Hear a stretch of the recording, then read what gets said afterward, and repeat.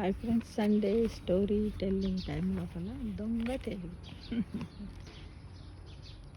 పూర్వం రామాపురంలో ఒక అవ్వ ఉండేది. ఆమెకు ఒకగానొక కూతురు. ఆ కూతురుకి 2 పిల్లలు అనమాట.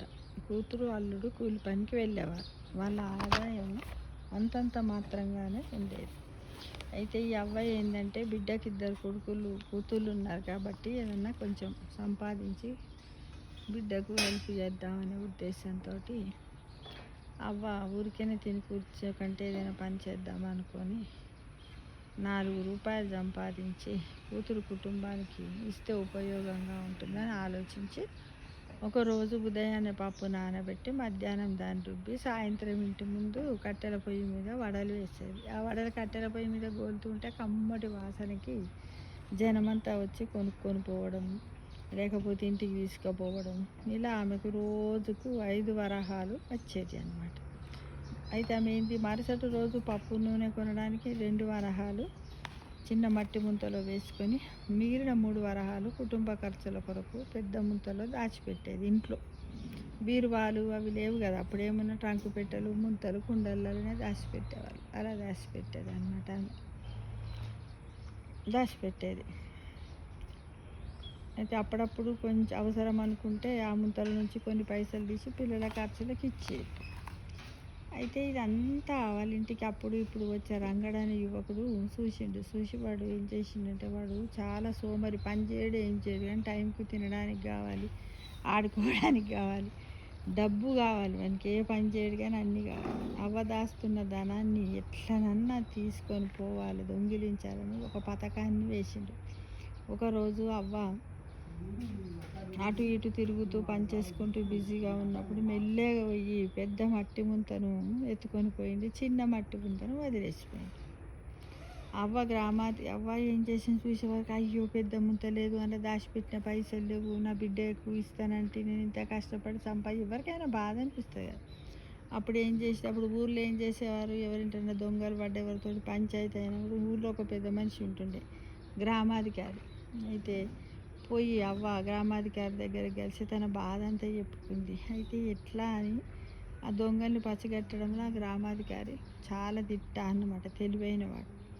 అవ్వను కొన్ని ప్రశ్నలు అడిగి విషయం అంతా తెలుసుకొని క్షణాల్లో ఉపాయంగా దొంగను పట్టుకొని, ఏరా కష్టపడి బతకడానికి ఇష్టపడక దొంగతనం లాంటి నీచమైన పనులు చేస్తున్న వయసులో ఉన్నావు, సిగ్గులేదా, దుఃఖలాగున్నావు, నీకేం పోయే కాలం రా, ఆమె సొత్తు దొంగిలించావని అని అని చాలా తిట్టాడు ఆ యువకుడిని. ఎవడు అని పేరేంటి, రంగని.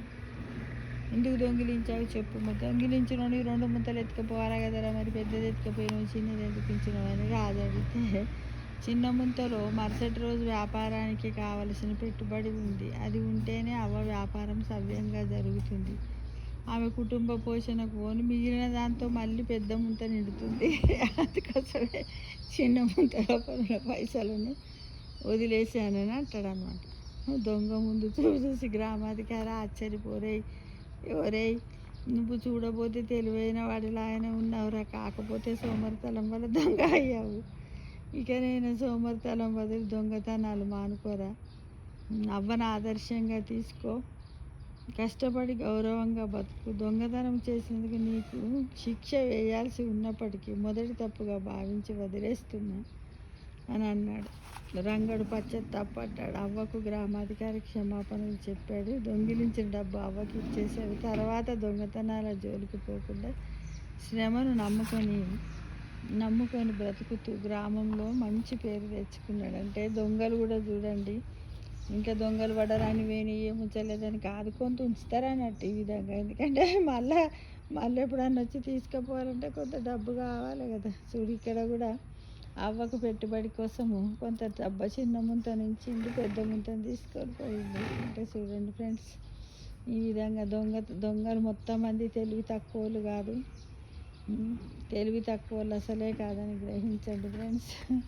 దొంగతనం అనేది ఎంత నీచమైందో కూడా వాళ్ళకి తెలియదు. ఎందుకంటే ఈ సోమరిపోతులకు దొంగలకి ఏంటంటే వాళ్ళకి డబ్బు రావాలి, వాళ్ళ ఖర్చు వెళ్ళాలి, వాళ్ళు ఆనందంగా జీవించాలి అనేది ఒక్కటే వాళ్ళకు ఉంటుంది. కానీ ఏమి ఆలోచించరు. మరి దొంగతనం చేస్తుంటే ఎవరైనా చూస్తే ఎట్లా సిగ్గుపోతుంది అనేది ఉండదు.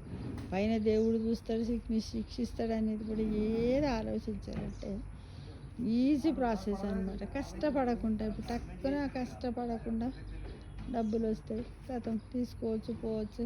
అలా రకరకాలైనటువంటి ఖర్చులు, తిండికి సంబంధించి కానీ విలాసాలకు సంబంధించిన ఖర్చులన్నీ పెట్టుకోవచ్చు అని ఆలోచిస్తారు కదా ఫ్రెండ్స్. గమ్మతుంది కదా. దొంగ తెలివి అంటే దొంగకు ఇంత తెలివి ఉంటుంది. కాబట్టి తస్మాత్ జాగ్రత్త. ఓకేనా. ఈ విధంగా చాలా అది ఆశ్చర్యంగా ఉంది కదా.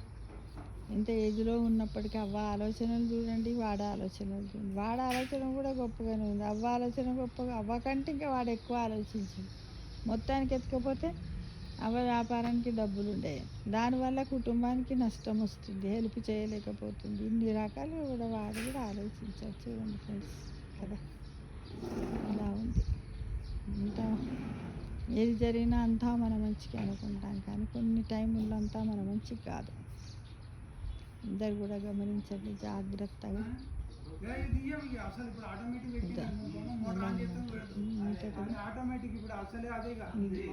ఈరోజు